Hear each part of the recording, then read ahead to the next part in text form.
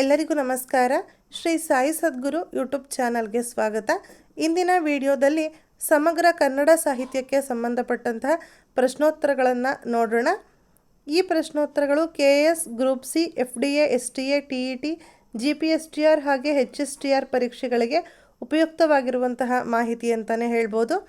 ಮೊದಲನೇ ಪ್ರಶ್ನೆ, ಭಾಷಾ ವಿಜ್ಞಾನದ ದೃಷ್ಟಿಯಿಂದ ಕನ್ನಡ ವರ್ಣಮಾಲೆಯನ್ನು ವಿವೇಚಿಸಿರುವ ಪಂಡಿತ ಯಾರು?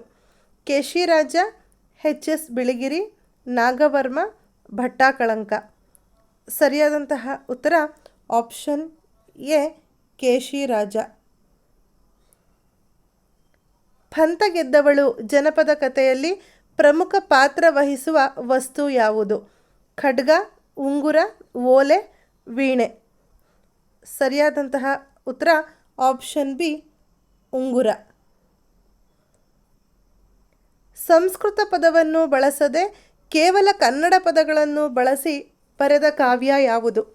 ಪುಷ್ಪದಂತ ಪುರಾಣ, ನೇಮಿನಾಥ ಪುರಾಣ, ಕಬ್ಬಿಗರ ಕಾವ, ಶೃಂಗಾರ ಸಾರ. ಸಂಸ್ಕೃತ ಪದಗಳನ್ನು ಬಳಸದೆ ಕೇವಲ ಕನ್ನಡ ಪದಗಳನ್ನು ಉಪಯೋಗಿಸಿಕೊಂಡು ಬರೆದಂತಹ ಕಾವ್ಯ ಕಬ್ಬಿಗರ ಕಾವ. ನಿರ್ಮಲ ಧರ್ಮದಿಂದ ಪಾಲಿಸುಧರೆಯಂ ಎಂಬ ಮಾತು ಯಾವ ಕಾವ್ಯದಲ್ಲಿ ಕಂಡುಬರುತ್ತದೆ? ಆದಿಪುರಾಣ, ಯಶೋಧರ ಚರಿತ್ರೆ, ಭಟ್ಟಾರಕನ ಕಥೆ, ಪಂಚತಂತ್ರ.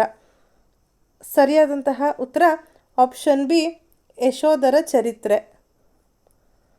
ಮುಂದಿನ ಪ್ರಶ್ನೆ, ಹರಿಯ ನಾಮದರಗಿಣಿಯು ಹಾರುತ್ತಿದೆ ಜಗದಿ, ಪರಮ ಭಾಗವತರು ಬಲೆಯ ಬೀಸುವರು. ಕೀರ್ತನೆಯ ಈ ಸಾಲಿನ ಕರ್ತೃ ಯಾರು ಅಂತ ಕೇಳಿದರೆ ಆಪ್ಷನ್ಸ್ ಶ್ರೀಪಾದರಾಯರು, ಕನಕದಾಸರು, ವ್ಯಾಸರಾಯರು, ಪುರಂದರದಾಸರು. ಸರಿಯಾದಂತಹ ಉತ್ತರ ಆಪ್ಷನ್ ಎ, ಶ್ರೀಪಾದರಾಯರು. ಕನ್ನಡದಲ್ಲಿ ಹೆಚ್ಚು ಸುನೀತಗಳನ್ನು ಬರೆದ ಕವಿ? ಗೋವಿಂದ ಪೈ, ಕುವೆಂಪು, ಪೂತಿ ನರಸಿಂಹಾಚಾರ್, ಚನ್ನವೀರ ಕಣವಿ. ಕನ್ನಡದಲ್ಲಿ ಹೆಚ್ಚು ಸುನೀತ ಅಂದರೆ ನಾವು ಇಂಗ್ಲೀಷಲ್ಲಿ ಸಾನೆಟ್ ಅಂತ ಹೇಳ್ತೀವಲ್ವ, ಅದಕ್ಕೆ ಕನ್ನಡದಲ್ಲಿ ಸುನೀತ ಅಂತ ಹೇಳಿ ಕರೀತಾರೆ. ಕನ್ನಡದಲ್ಲಿ ಹೆಚ್ಚು ಸಾನೆಟ್ ಅಂದರೆ ಸುನೀತಗಳನ್ನು ಬರೆದ ಕವಿ ಯಾರು ಅಂತ ಹೇಳಿ ಪ್ರಶ್ನೆಯನ್ನು ಕೇಳಿದರೆ ಗೋವಿಂದ ಪೈ, ಕುವೆಂಪು, ಪೂತಿ ನರಸಿಂಹಾಚಾರ್, ಚನ್ನವೀರ ಕಣವಿ. ಸರಿಯಾದಂತಹ ಉತ್ತರ ಆಪ್ಷನ್ ಡಿ, ಚನ್ನವೀರ ಕಣವಿ. ಮುಂದಿನ ಪ್ರಶ್ನೆ, ಮಾತೆಂಬುದು ಜ್ಯೋತಿರ್ಲಿಂಗ, ಸ್ವರವೆಂಬುದು ಪರತತ್ವ ಎಂದು ಹೇಳಿದವರು? ಬಸವಣ್ಣ, ಚೆನ್ನಬಸವಣ್ಣ, ಅಲ್ಲಮಪ್ರಭು, ಸಿದ್ದರಾಮ. ಈ ಪ್ರಶ್ನೆಗೆ ಸರಿಯಾದಂತಹ ಉತ್ತರ ಆಪ್ಷನ್ ಸಿ, ಅಲ್ಲಮಪ್ರಭು. ವಾಮನ ಹೇಳಿದ ಕಾವ್ಯ ಲಕ್ಷಣವಿದು?